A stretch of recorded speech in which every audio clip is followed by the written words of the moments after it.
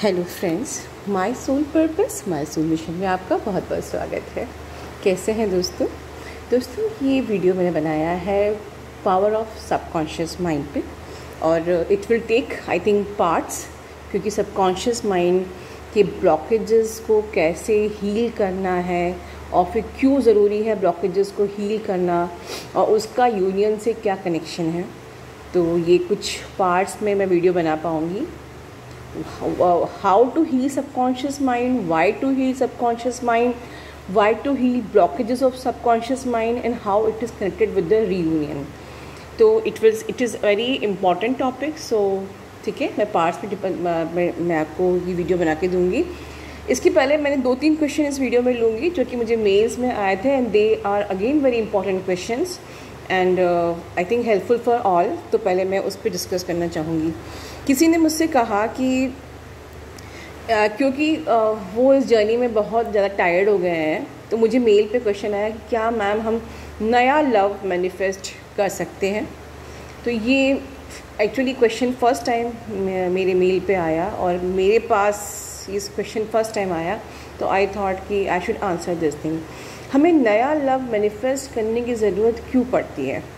हमें इसलिए पड़ती है बिकॉज़ हम कहीं ना कहीं अंदर एक अकेलापन, एक खालीपन महसूस करते हैं, ठीक है।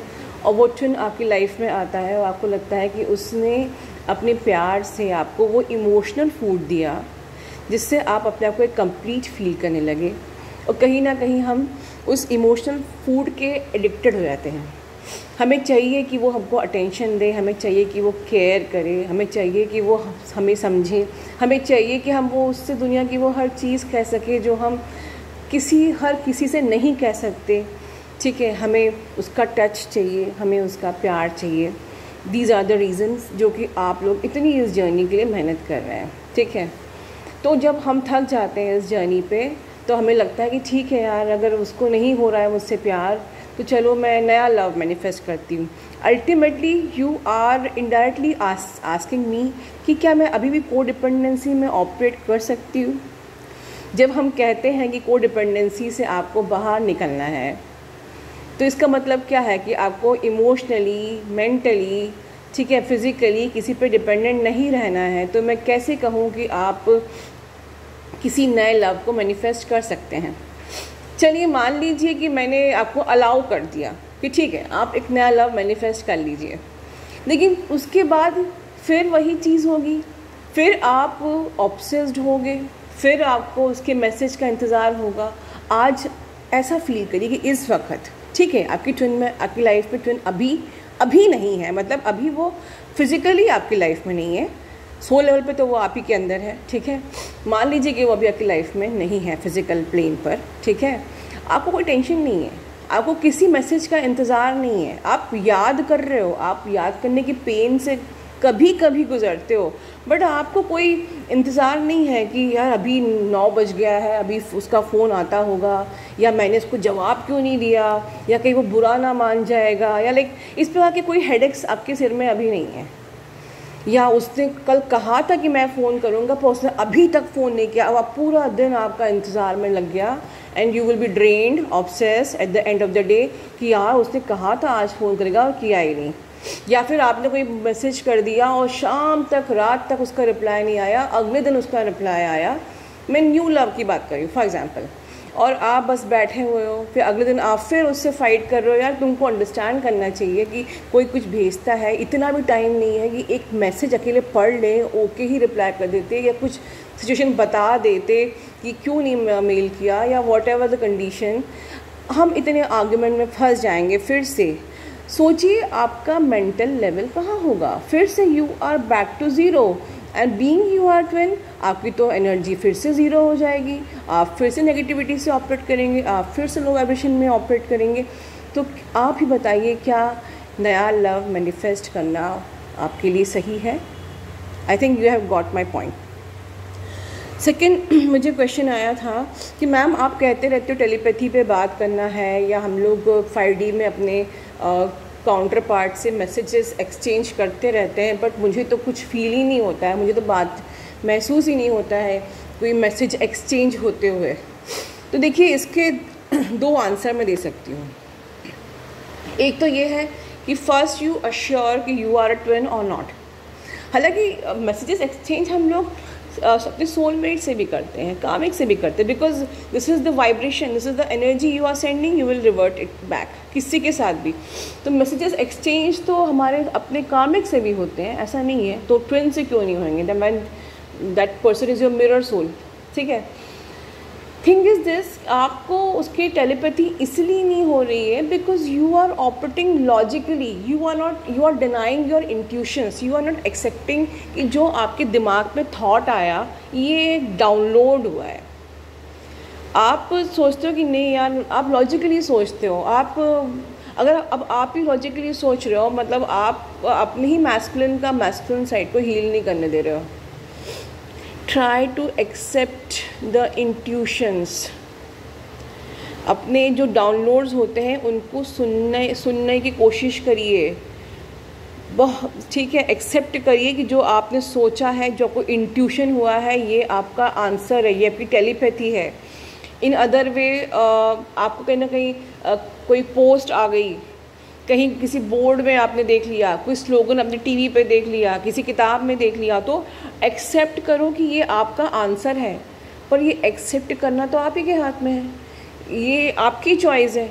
यूनिवर्स तो आपसे बात कर रहा है, आपका मैस्कुलिन भी आपसे बात कर रहा है, लेकिन अगर आप ही उसको एक्सेप्ट नहीं कर रहे हो, you are applying your logical mind, तो इसके लिए कोई कुछ नहीं कर सकता है। इसलिए ये दोनों क्वेश्चंस बहुत इंपॉर्टेंट थे और मुझे लेना बहुत ज़रूरी था।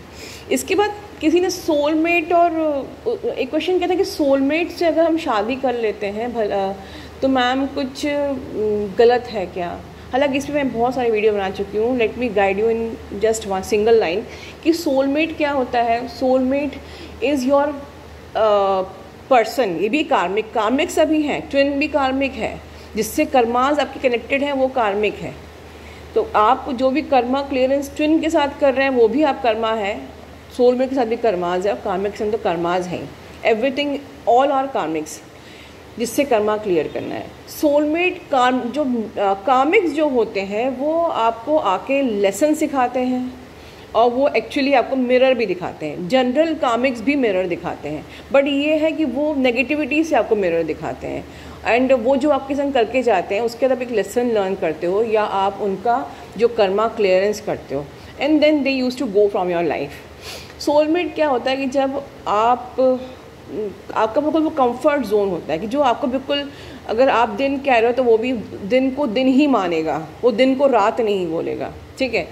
तो वो आपको पीछे कंफर्ट जोन में रखता है कि हाँ अगर मुझे दर्द हो रहा है तो I have someone to share my feelings, और या मैं जैसा पसंद करती हूँ वो उसको एक्सेप्ट कर रहा है। Like you are in comfort zone with your soulmate.